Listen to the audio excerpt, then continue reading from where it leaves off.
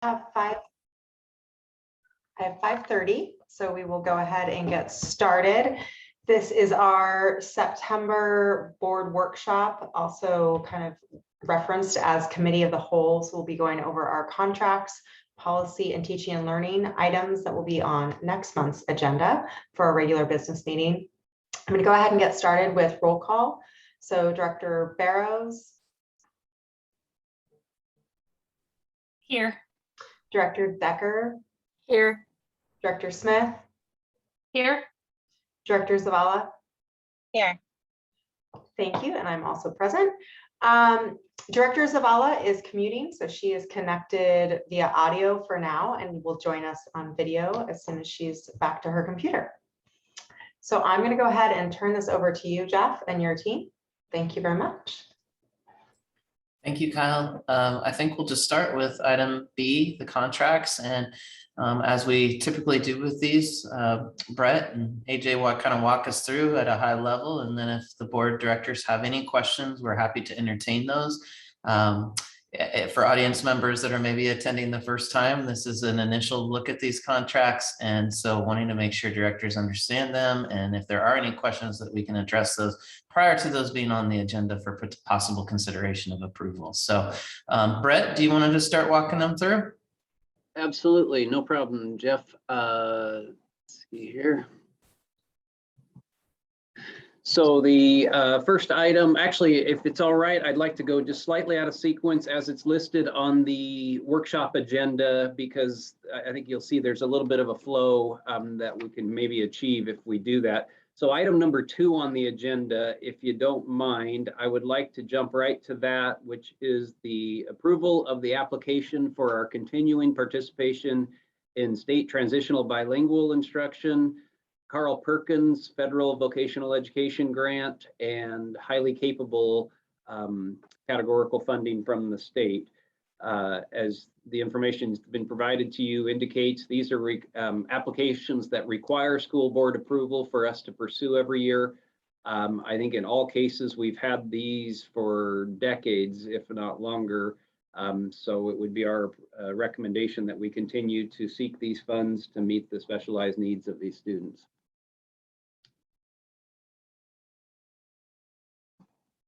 So hearing no questions on number 2, then I'll go back to number 1, and I think we'll see that there's some commonality between number 1 and I guess it would be 2 through 6.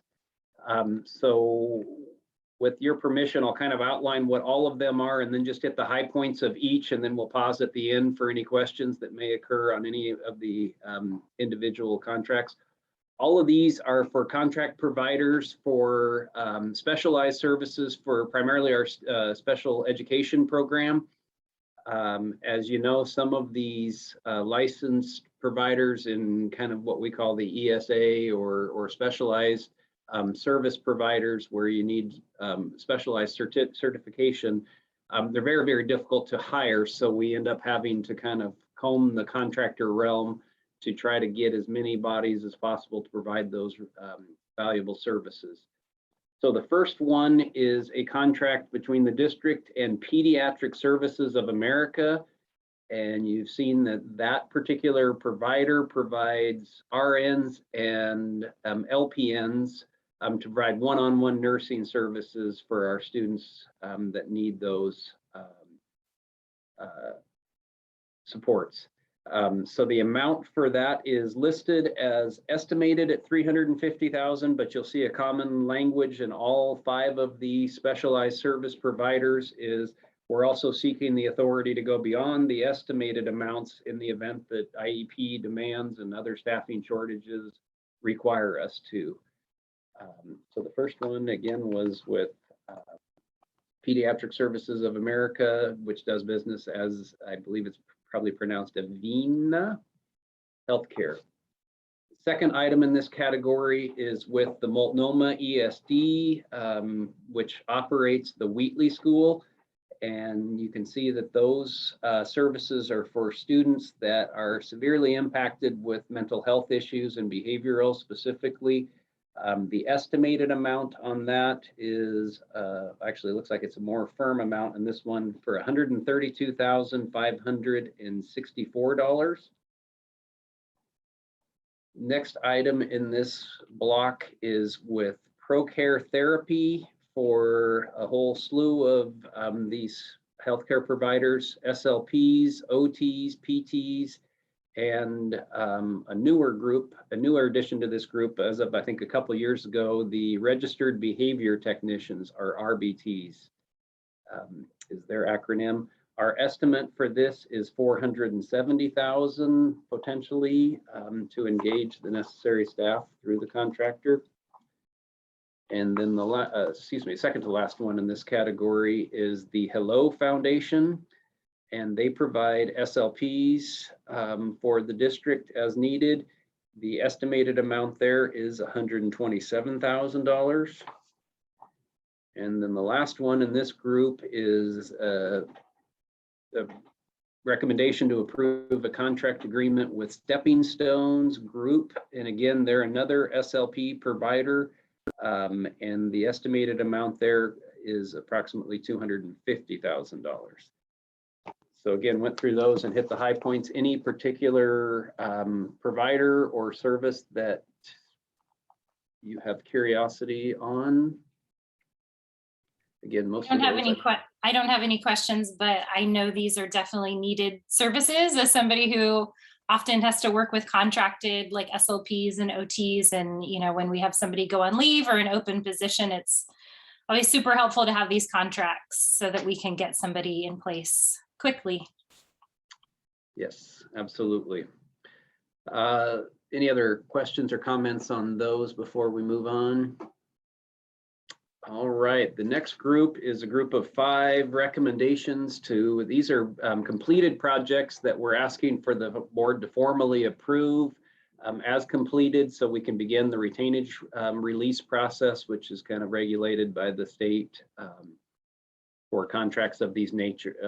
They are all capital projects funded items. So I'll just hit a few high points on each one and then we can pause at the end for any questions or comments. The first one is the acceptance of purchase agreement 2019-038 for security systems at McLaughlin Middle School, Marshall Elementary, and Truman.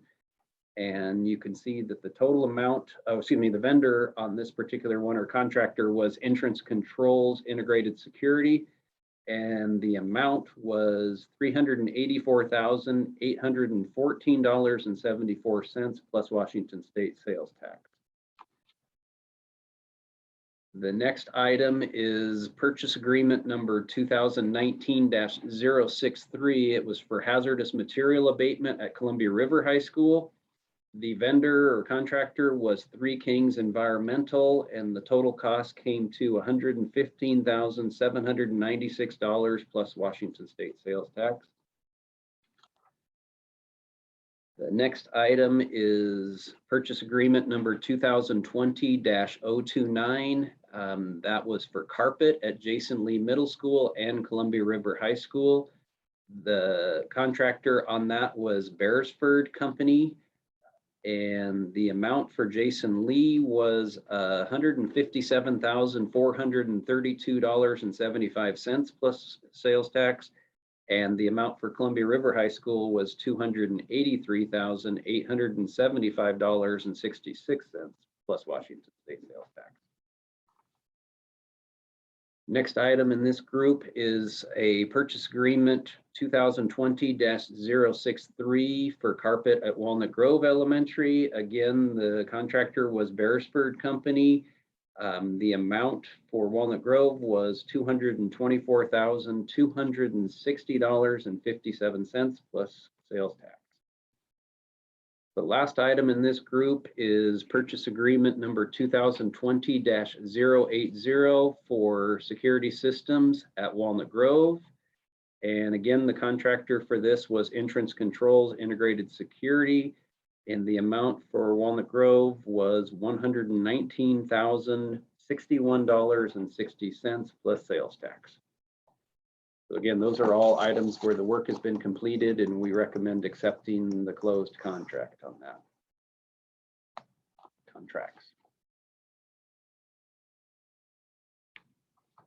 All right, hearing no questions or comments on those, we'll move on to new contracts with providers. I think they're all but one are in the Capital Projects Fund.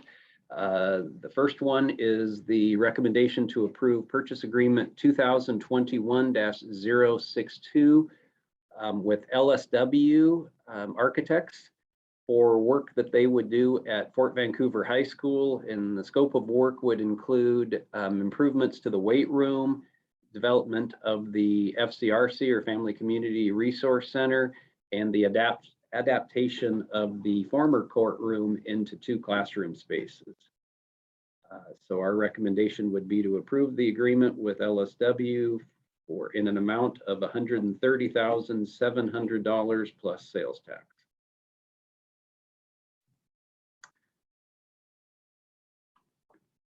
Hearing no questions on that, we have a similar one, but this time with Bassetti Architects. This is purchase agreement 2021-063, and they would be helping us with the engineering design work at Skyview High School. And the scope is adapting existing open learning spaces into more enclosed classroom learning environments at Skyview. Our recommendation would be to approve this agreement with Bassetti Architects in the amount of $157,516 plus sales tax.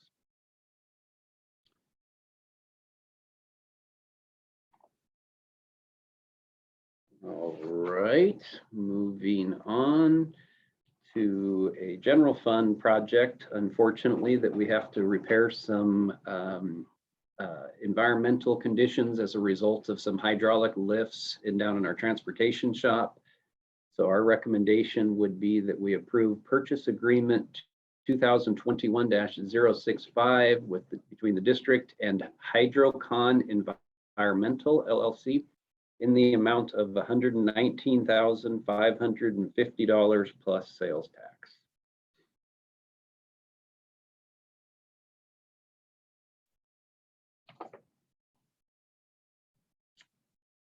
All right, hearing no questions or comments on that, we'll move on to a recommendation to approve an agreement between the district and UPD Consultant and Valbrun Consulting. And the scope of work would be to conduct the intercultural development inventory and equity training for teachers and other leaders. And you've seen some information on the credentials of that work as vetted by various folks. And so our recommendation would be to approve the agreement between the district and UPD and Valbrun Consulting in the amount of $412,500 for this work.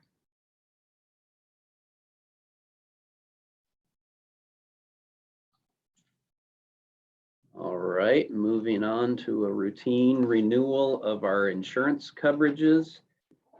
Again, this time every year we bring forward the adjusted premiums. Unfortunately, they do inflate year over year. So you can see that the amount for us to continue in the SIAW cooperative that we've been a member of for many, many years. And we are supported by Biggs Insurance as our broker in this work. The amount for this year is, there's still one piece I think that we're still pinning down. And so the not to exceed amount of $3,550,000 and then an additional $118,947 for excess earthquake coverage that we've typically purchased on top of the base policy. Any questions on our insurance renewal? I will say that not only the inflation is not only a product of just claims and inflation in general in this market, but it also is a result of our valuations going up as a result of building very nice replacement buildings for some that were maybe a little less valuable. It's just said politely. All right, moving on to our last couple here. Our recommendation is to approve purchase agreement number 2021-066 with Intranet, excuse me. This would replace an old Oracle-based portal that we have on our website for primarily staff use.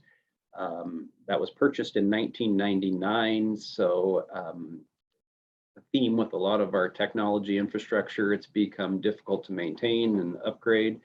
So this particular purchase would allow us to advance the user experience and the functionality of that portal immensely. So our recommendation is to approve the purchase agreement with Intranet in the amount of $187,160 plus sales tax. And that's over a 3-year period, I should qualify.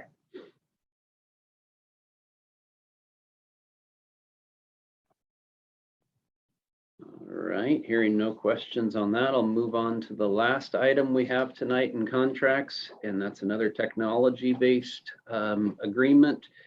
Our recommendation is to approve purchase agreement number 2021-064 with Remind Communications and Integration. And as you may have read, this is and I'll just read what was written because I'm not sure I can add a lot of other depth to the conversation. This provides oversight of communications happening on the platform, along with community engagement statistics and enhanced administrator communication. So it's our recommendation that we move forward with Remind Communications and Integration in the amount of $46,800 plus sales tax.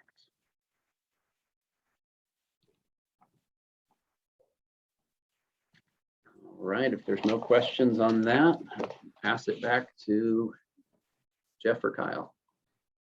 Thanks, Brett. I appreciate you walking us through all of those, and I appreciate the board's attention to them.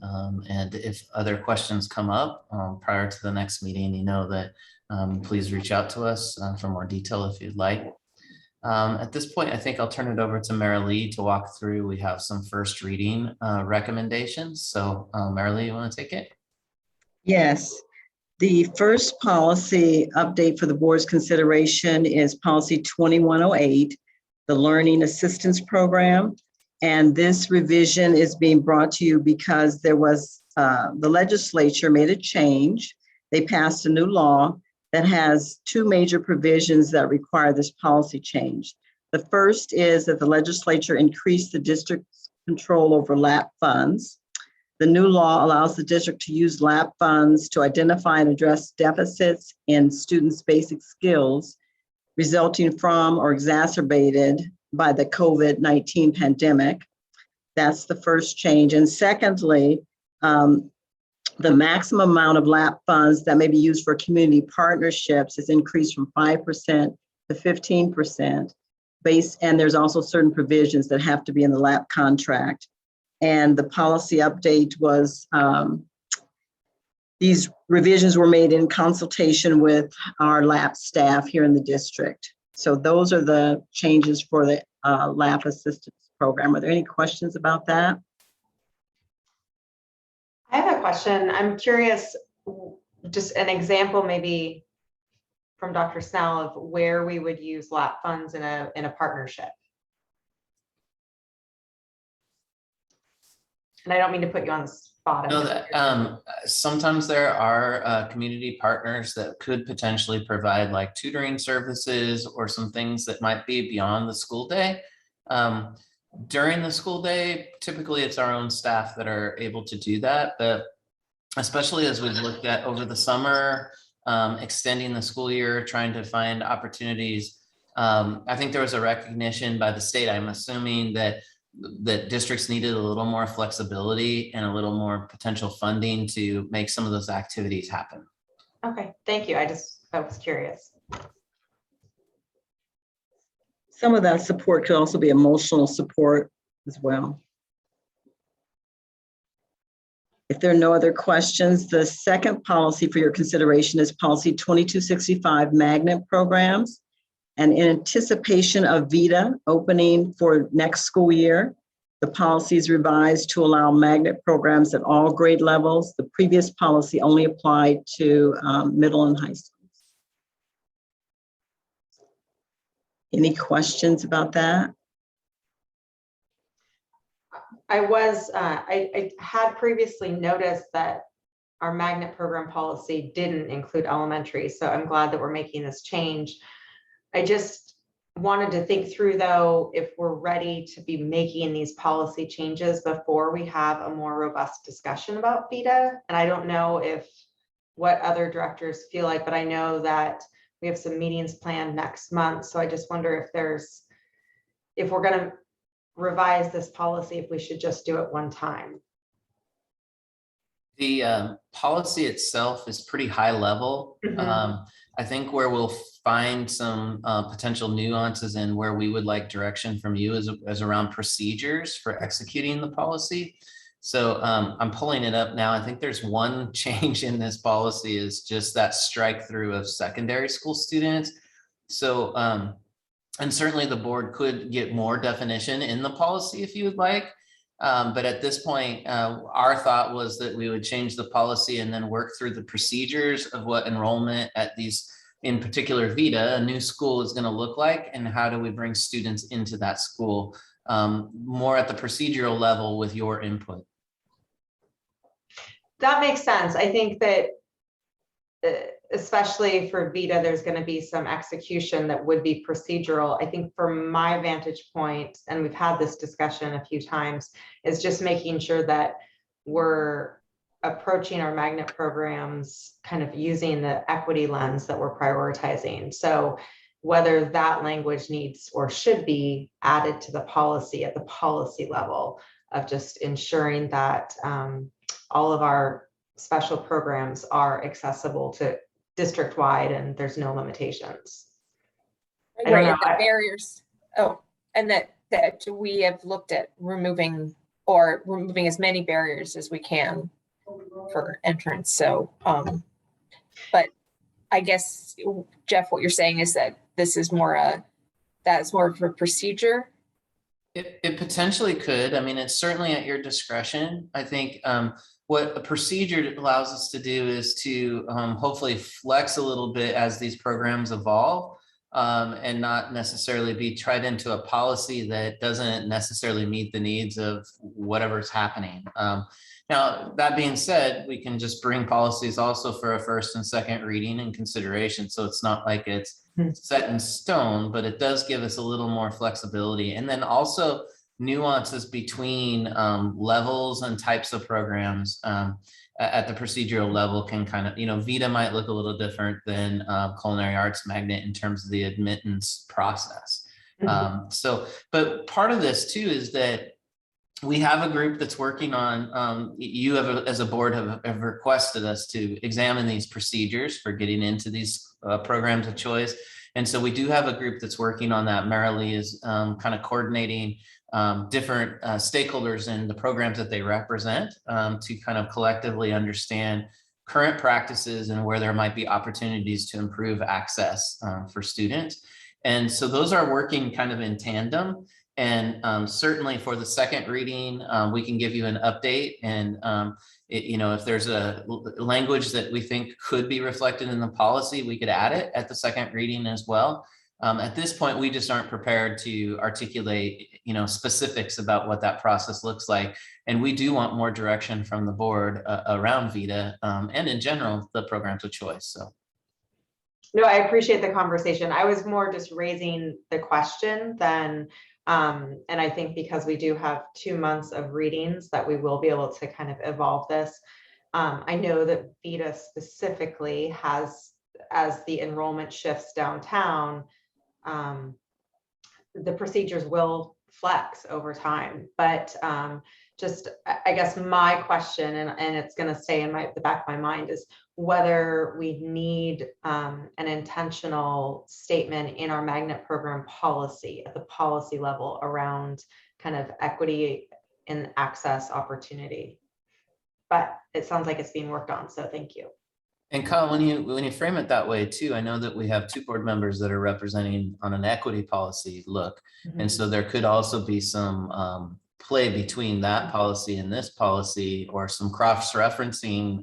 That's, So there's lots of opportunities. I think that you are all articulating a vision that you want access for students, and we want unique opportunities for students too. And blending that at the policy procedural level takes some nuances and conversation. And so over the next couple of months, I think those will be good conversations. Okay, thank you.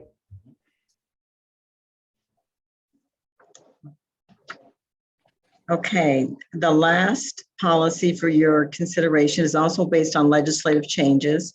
It's policy 5515, workforce secondary traumatic stress. During the last legislative session, a bill was passed to address secondary traumatic stress in the K-12 workforce. The new law is designed for districts and schools to establish a proactive, systemic approach to mitigate the impacts of secondary traumatic stress. And as a result, the law required that the board adopt a new policy. The law also required that the district convene a committee to identify and publish staff resources. And then that committee will report to the board annually. So that's the reason for this policy change. Any questions? Marilee, could you, just for anybody that might be watching, define secondary traumatic experience, or sorry, my brain isn't fully functioning, but define what it is that they're talking about. In the law, it's defined as the emotional distress that arises when someone vicariously experiences the traumatic experiences of another individual.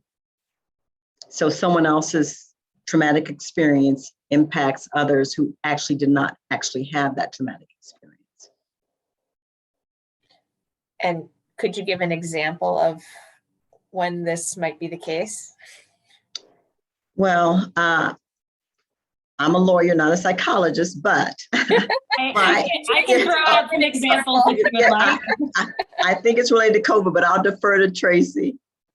Well, in general, it's what a lot of people in public service experience when you are working with, we work with students who are experiencing trauma in their lives, and it's that, you build these relationships with your students or with, people, and you are experiencing that.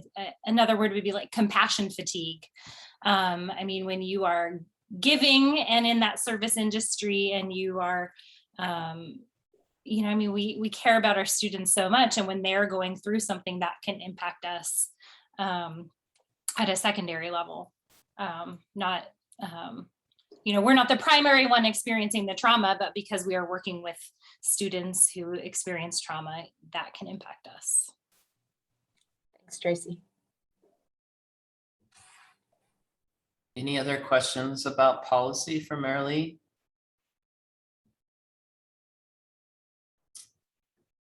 Thank you, Marilee. Appreciate you walking us through those. Kylie, you okay if I keep us moving to the agenda? Okay, so our next section is teaching and learning, and I'll turn the first couple items over to Bill.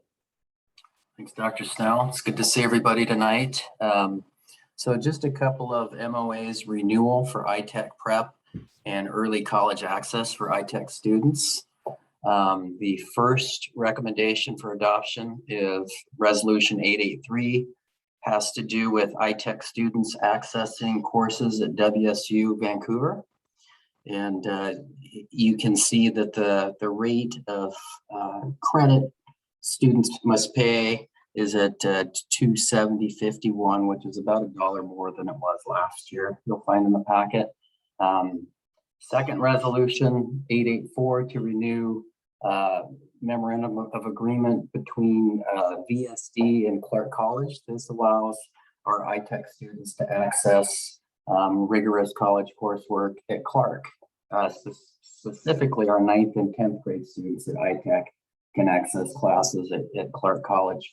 Both of these agreements unique to students attending ITech prep. And so again, they're both renewals. And I'll add that there's no new cost to the district, as the Running Start reimbursements are passed through funded by the state legislature. Are there any questions for either of those? So yes. Yeah, go ahead, Kyle. I'm curious. So we approved in the past, Clark, for access to all students, but this is specific to freshmen and sophomore. Specific to freshmen and sophomores at iTech Prep, correct? Okay, so, and this is just, I just want to say I absolutely endorse these opportunities that we provide our students for early access to college classes. I think it's wonderful. I absolutely support it. I somewhat struggle with some of these opportunities for students at one particular high school. I raised this last year, and I think I just, I didn't speak, I don't think as clearly last year. So I absolutely support the program. I would be curious about if there could be evaluation to include, you know, there's freshmen and sophomores all across our district that could benefit or would be ready to pursue college level classes. And it going back to the question of programs of choice, just making sure that we're intentionally accessible. And I recognize that this is for this school year, but it just seems like we need to move the ball forward to give access to all of our students. Yep. Thank you, Kyle. I appreciate the sentiment, and I can say that I work closely to support Mark Reith with our career technical, career and college readiness programming, and kind of near and dear to his heart and mine also is really looking at exactly what you're talking about and what options are out there for college and the high school, where sometimes transportation or other things may present themselves as barriers to our students. We know that when we offer college and the high school courses taught by teachers that they know in schools that they're familiar and comfortable with, often that can lead to more successful attainment of college credits. And so we would also like to see students access more dual credit opportunities for a lot of reasons. And so what I can tell you is your comments resonate with me, and they would resonate with our CTE department and administrators. Thank you so much. And I mean, I know that we're continuing to work through this. So I really appreciate you hearing me out. I can't imagine much more inspiration for a 15 or 16-year-old than having the opportunity to walk around a college campus and just getting that inspiration and ideas towards their future. So I love the idea that we could expand this opportunity. Thank you. Are there any other questions on either of those agreements? Okay, then I turn it over to Darcy Franck, our Director of Curriculum and Instruction. Thanks, Bill. Good evening. Just am here in case there are any questions about the titles that we're bringing forward and recommending for approval through the Instructional Materials Committee process. I can make this promise and pay attention. Carter Jones didn't bring up any concerns for the committee. They're both really well done stories that we feel students may be able to see themselves in. And one of the goals for the committee this year is to really pull in literature that is diverse, that represents diversity, and so that kids can see themselves in those stories and in that literature. So I can make this promise. Is about a Native American girl who is adopted by white parents, and just kind of some of the experiences that she has struggling with that. And then in Pay Attention, Carter Jones, there is a younger brother's death that teachers would really want to, make sure that they're thoughtful about how they approach that. Parents are going through a divorce. Dad has started a new family. So again, many of the students are going to be able to, kind of resonate with some of the experiences. And then we do have the other boy that is a text that we would want to make sure that teachers are really thoughtful about. And so the discussion there around gender identity is just to make sure that teachers are really prepping for any kinds of questions and things that students might bring up, or emotions that this might entail, and making sure that they're working with families, and so that there's transparency there. But again, we do have a lot of middle school, well, I don't know about a lot, but we do have middle school students who are struggling with this, and we want to make sure, again, that we provide opportunities for students to see themselves in that literature. And then we have a biology text, just an update for, it's a new edition. And so we just need to approve that purchase. And so it's a 2017 update.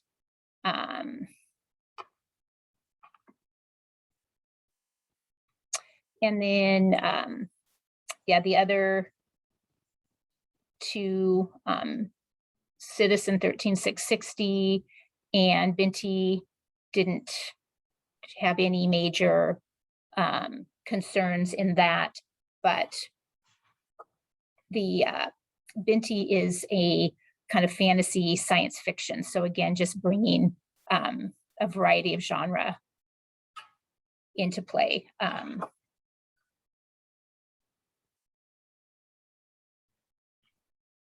I think Wendy has mentioned this in the past, but I always look forward to this list because it gives me reading ideas and for my kids. So yeah, this is another good list.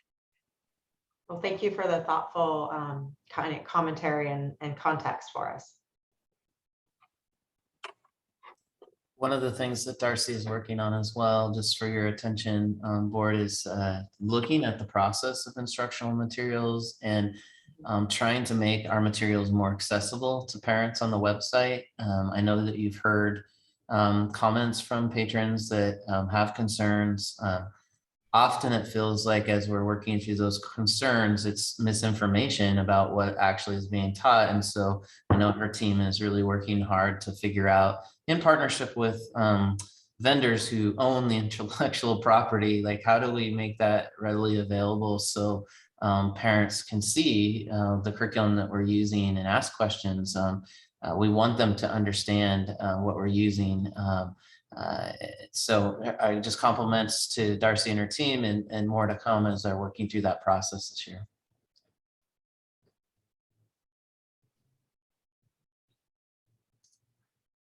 I think then we've worked through that part of the agenda, and we're now to the superintendent and board of directors report. And so I will start us off with this, and then Brett's going to bring us home, I think. Get my slides up for you.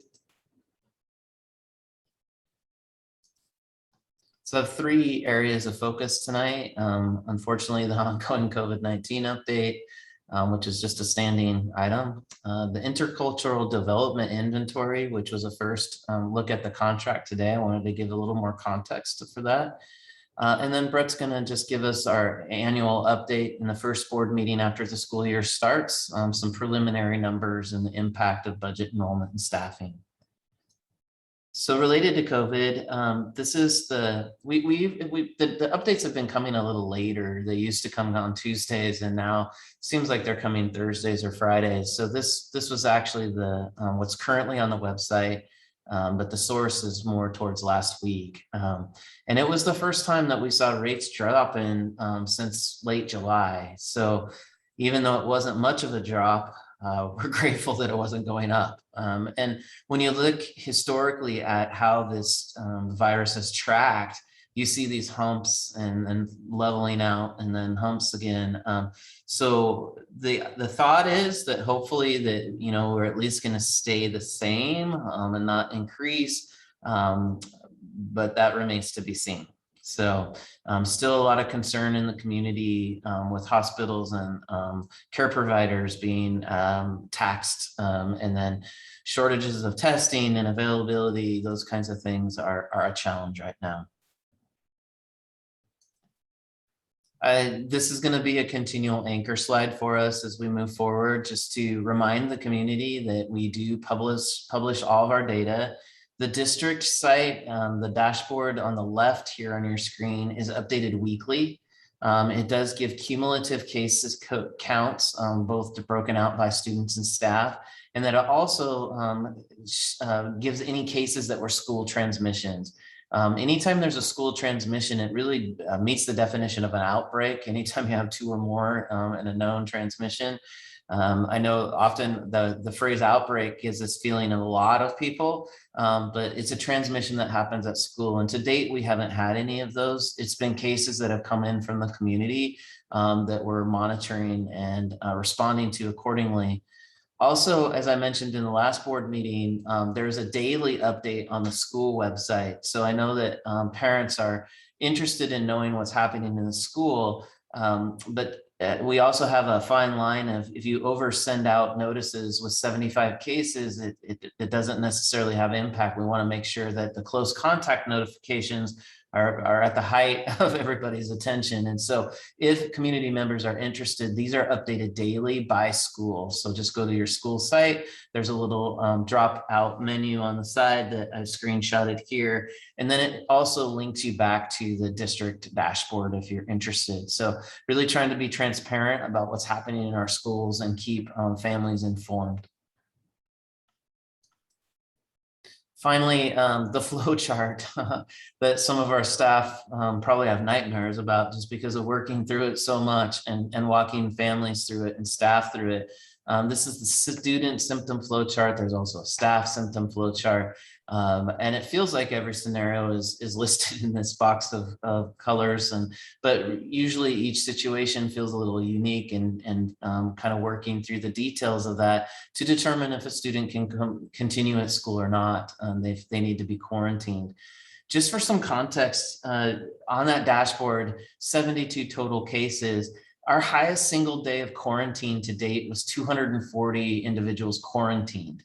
And that ebbs and flows because kids come and staff come out of quarantine at different times. So depending on when the possible exposure was, you might have a 5-day, a 7, 10-day quarantine. And so we track daily on these numbers to just kind of monitor, and 240 is a lot, but also in the context of 20,000 students, and not having transmissions, I just want to, on site, I want to compliment our staff.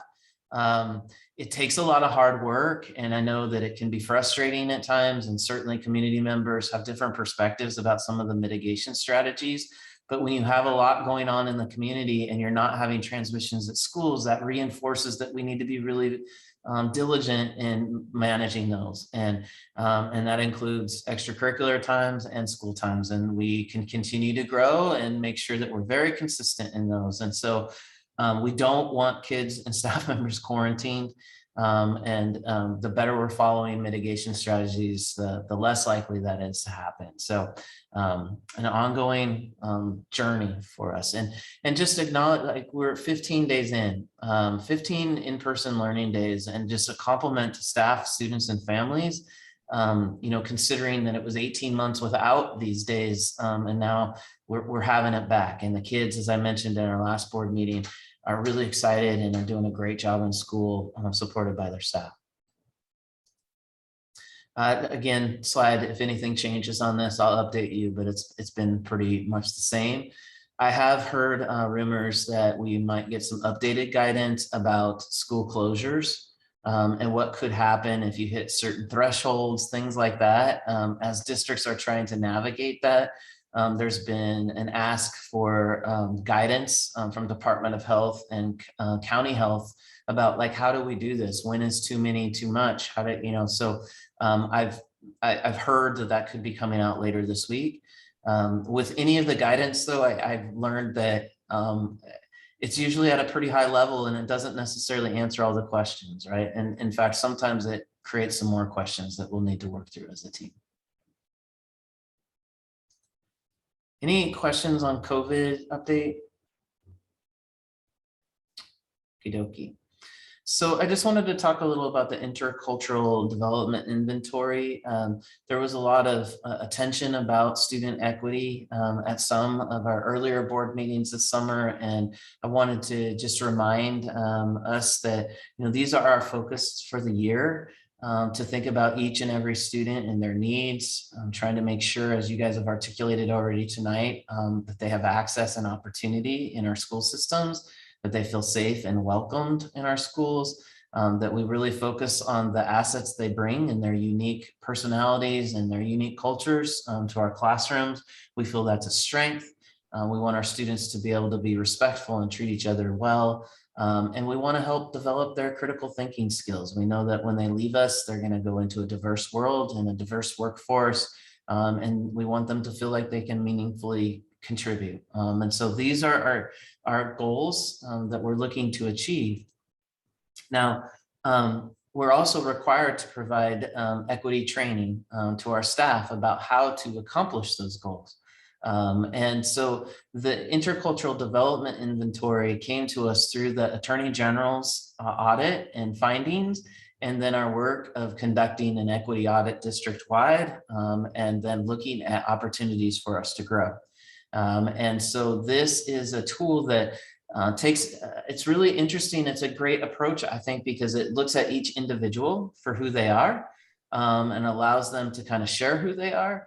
And then to think about, okay, each student in your class is an individual and what do they bring? And so how do we use this survey to really find common ground and to establish connections with our students?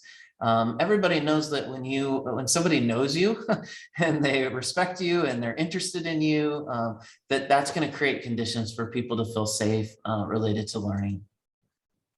So this survey, as you take the assessment, and I know many of you have already taken the assessment, it kind of places you on a continuum of growth. And the stages are outlined here. And where we're hoping, obviously, is to be more on the acceptance and adaptation front, where we're really understanding that difference can be a strength for us as we get to know each other and our assets that we bring to the learning environment. And then how do we build bridges between us and our learners and allow learners to build bridges with each other. And so our certificated staff will take the survey, they'll get their results, and then there's one-on-one coaching with a trainer to talk through those results and to offer suggestions about how that staff member might think about connecting with their students.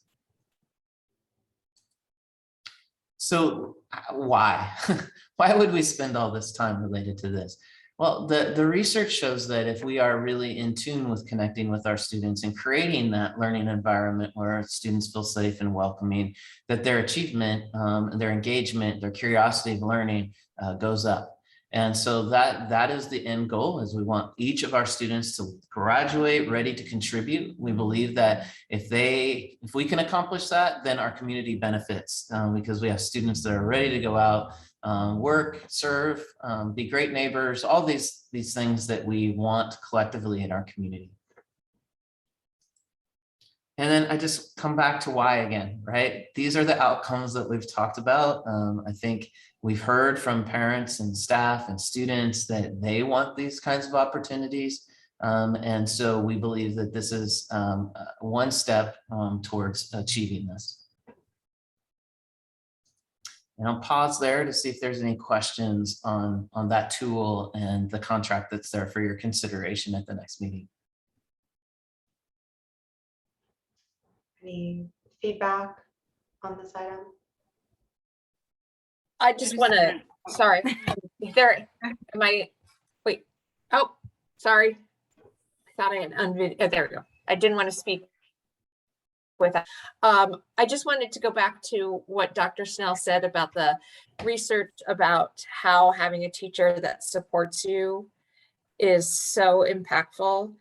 A couple of years back, I was looking at research, and of course now I can't remember the name of the research paper, but this gentleman basically took all of the possible things that could impact a student's learning and rank them by how many months or how many years they would add to a student's learning or subtract from a student's learning.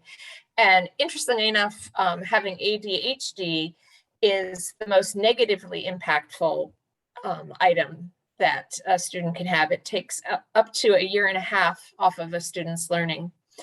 What was also interesting, but not surprising to anybody that's in education, is the most impactful positively was having a teacher that supports you. And that adds 1.5 years to a student's learning. And to have teachers even better able to delve into what makes their students tick, what makes the puzzle pieces that are a student, it is so important for us to invest in. So I am delighted that we're giving teachers one more opportunity to figure out how to reach their kids. Thank you, I hope that Kathy. makes sense. Yeah, thank you, It's Kathy. Sandra, you were gonna say something? I was just gonna say that this is really exciting to be part of. I think being that student that would have liked to have these kind of types of connections in my school year, when I'm just really excited to be part of it now and to see it flourish in our district. I think a lot of our staff is excited as well.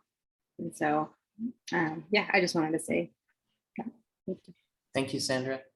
I just wanted to add, Dr. Snell, you alluded to this, but the board, most of us have had the opportunity to participate in this process. And I think what really struck me is the point of, if our goal with equity is meeting the individual needs of students, providing that opportunity to our staff as well, and understanding that equity is an individual journey and our growth process. And I found it really helpful in my own personal kind of awareness and growth, and just to afford that opportunity to each individual educator, I think really individualizes it, and it reaffirms the importance that this is it's a process of individual connections.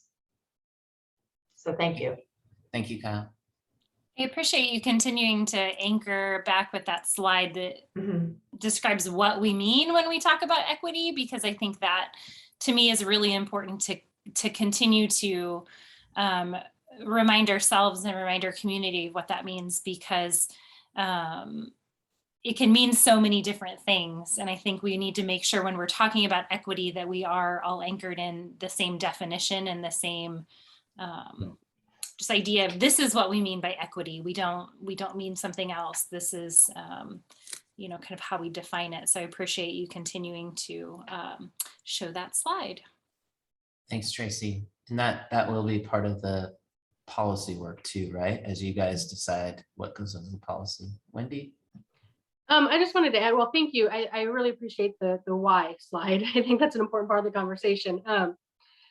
I just want to reiterate what Kyle said. I found it an incredibly valuable process as well. And I think it's wonderful that we're going to be extending the opportunity to do this to all of our certificated staff. But I think it's also important to note that the inventory and the coaching session is completely confidential. This isn't like a way for us to try to weigh in terms of where our staff is or identify, problems or anything like that. This is an opportunity for growth on an individual basis. And we're not going to get any of that data. We're not going to be part of the coaching sessions or anything like that. It's not an evaluative kind of process at all. I mean, I think that's important to note for staff who might be feeling maybe a little nervous about undergoing, participating in it. That's a great point, Wendy, that it is individual a staff member in that setting hopefully can be vulnerable and transparent in their own journey, as you said, Kyle, so that they can better connect with students who are on their journey. We will be able to get more district level snapshot of our growth collectively. So there is like a progress monitoring component of that, but nothing tied to an individual. So good discussion. Thank you all. And this will be, an agenda item to consider coming up. So Brett, I'll turn it over to you. I know we have a couple slides here and then I'll stop screen sharing. All right, thanks, Jeff. Yeah, this is, I think this is information you've seen in other forums, and I think this actual graph has been shared at various budget presentations or discussions, maybe historically, but I think it does give us kind of a little bit of context around COVID impacts. As you can see, kind of the bars to the left would be our pre-COVID reality where we were declining, but it was a pretty nominal amount. And our demographer was forecasting that it would continue to decline maybe through this year, and then it starts to rebound again before the introduction of the COVID dynamic. And then obviously the last three bars to the right are really the COVID impact that we've experienced. The first big drop was between our budget for 2021 and really previous years to our actual 2021. I think it's beyond projected now. I think we pretty much locked all the adjustments down for 2021.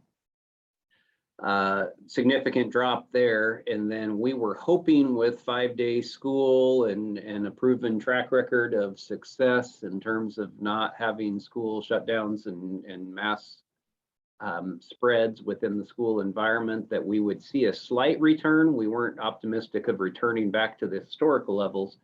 But we budgeted for a slight uptick over what we experienced last year. Unfortunately, we actually dropped a little more, and these are aggregate numbers. When I say aggregate, both our traditional schools as well as our alternative learning experience or Heights campus schools. So that's going to present a series of challenges that we've already begun to manage. And Jeff, if you don't mind, can you advance the slide? I don't know that I can. So to get into the details of that, what we've seen in 2021-22 so far is that the overall number dropped, as you saw from the last screen, but we've seen it drop more dramatically in our traditional schools, and we've seen a migration even beyond what was experienced last year to the Heights campus programs.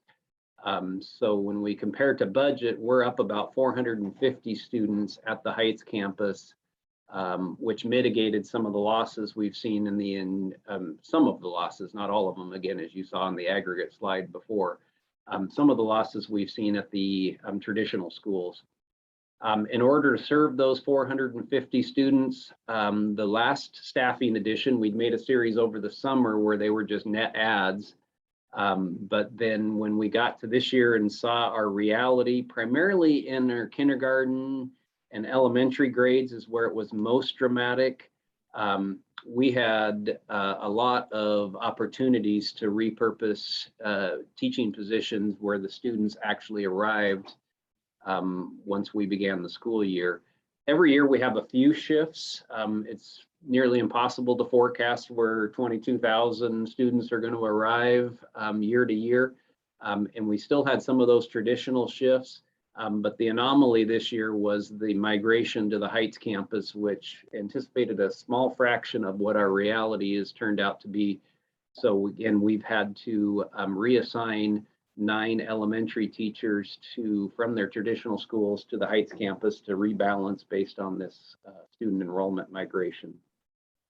I should note, and I think it's been noted in previous correspondence, we will still be at historical lows in terms of numbers of teachers and overload and class size metrics. So these reassignments certainly won't come at a cost of those traditional schools compared to historical norms. Unfortunately, the part of the equation we're yet to manage is the assuming, again, we only have 1 month of enrollment, but if we use kind of the last last year has been the biggest driver of trends between September and year-to-date average that I was using. If that trend continues, then we could expect to see about $6.2 million less in apportionment revenue to the district. And again, transportation, I just footnoted there, that would be on top of, we would anticipate less kids riding buses would drive out less transportation funding, but it's too early for us to be able to project that based on that convoluted transportation formula. So we've cleared the hurdle of trying to recalibrate in terms of staffing and services, but what's yet to be calibrated is the financial strategies that we can deploy to manage this overall loss of students. Any questions on either of those slides? I just have to say that I'm not surprised. Oh, is that okay?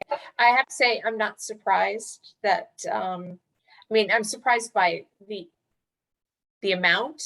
I mean, that's a lot of kids, but I'm not surprised that it's largely elementary, since those are unvaccinated population, and those parents that have concerns, they're taking their extra precautions. So, but yeah, it's good to see that that our mitigation, that we're not wrong to think that people out there are looking for us to provide mitigation scenarios to protect their kids. Again, sorry, my words aren't coming out as easily as they usually do. We understand that. Tough full moon day today. That choice, Kathy, that, and you guys as a board directed us to have remote learning as an option. That wasn't a requirement in the plan. And so I think it is an important thing to do. And probably the rise of the Delta variant in July to August probably contributed to some of those families choosing to do the Heights. When we left in June, the situation was much different, but we appreciate the direction to provide that option. So it's, it'll be interesting to see if those numbers hold when we move out of the pandemic, right? Or are those kids going to migrate back to the traditional schools? So that I was going to ask just, and I believe we've been updated on this in the past, but what are the transition points where families can shift between, is it grading periods? So for instance, if the vaccine was approved for 5 to 11, when are families able to make those transitions? Yeah, I mean, I think we always try to work with an individual family around certain circumstances. I mean, there usually are some circumstances that we need to problem solve with them.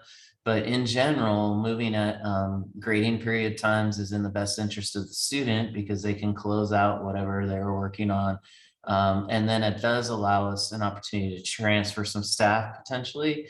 As you know, it gets more and more complicated as the year goes because a staff member who may got moved from, they were preparing for kindergarten at Chinook and now they're preparing for kindergarten at the Heights campus, to just flip back and say that they're going to prepare for kindergarten at Chinook.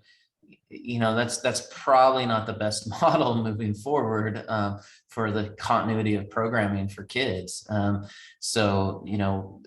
But at grading period times would be the recommended, hey, let's look at this and see what's going on.